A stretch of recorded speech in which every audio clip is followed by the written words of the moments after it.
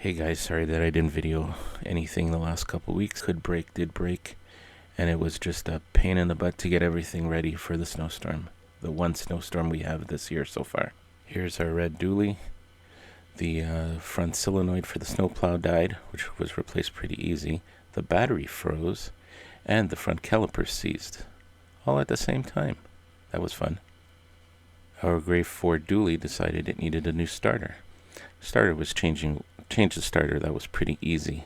The hardest part is the wiring. They were so rusted and seized in place, I could barely get it off. This is our red Ford F-250. Great truck. Everything was working great on it when I parked it, but it decided it needed a new battery. It froze. The front calipers seized. 2 headlights burnt, and the heater control module stopped working. That was fun. And this is our black Ford, our baby. This thing had the rear calipers seized, one front caliper seized, the battery was fine, and the strap that holds the salt spreader together came off, hooked the box, and as I backed up, it tore the box. The funny part is the whole box is bent. The cab was dented, and the box is completely twisted. You can see here on this clip how the box is completely bent.